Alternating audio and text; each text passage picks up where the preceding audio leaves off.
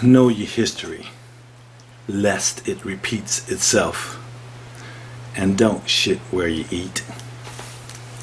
Historians agree that it was the knowledge of semen and availability of fresh water that allowed the Roman Empire to endure for the great length of time that it did.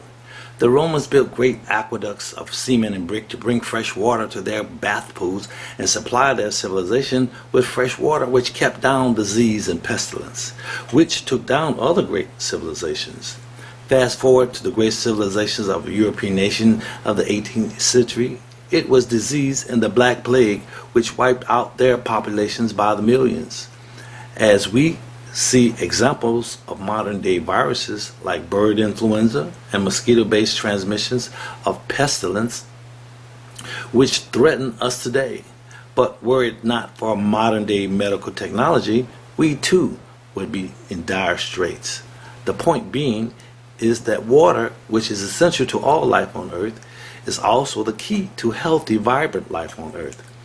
Awakening in the 21st century to see the advent of such birth problems such as autism, cancers, Lou Gehrig's syndrome, and other such unexplainable anomalies which affect us, I beg to argue that the poisoning of our water supply should be considered and examined more thoroughly.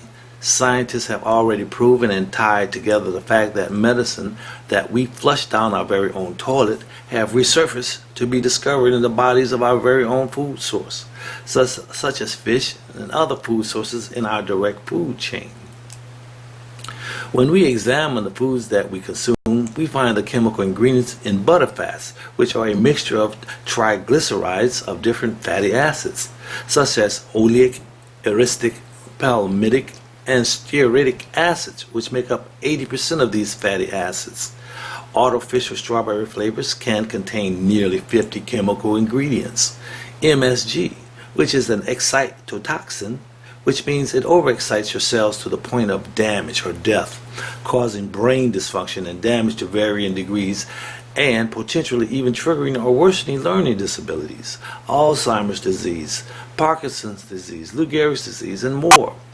Preservatives, which lengthen the shelf life of foods, are linked to health problems such as cancers, allergic reactions, and more.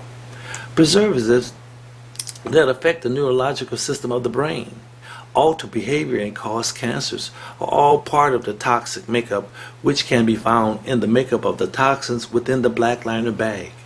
I argue, does it still make sense to combine liquids in the mix with other waste products of animal and vegetable waste, creating a petri dish of toxic elements which cannot be tested? Is it a far reach to conclude that these liquids that go into our black liner bag should be more carefully considered as shitting where you eat, as the liquids from these same black liner bags can easily end up in our bodies? I conclude the downfall of the great America can very well be attributed to how we handle our garbage, how we create it or not. My product, the WRC water reclamation canister, is one step towards preventing a great catastrophe: the mixing of liquids and solids in the black liner bag. Find out all about it in my book, The Aftermeal, available July of this year. I'm Edward Jones.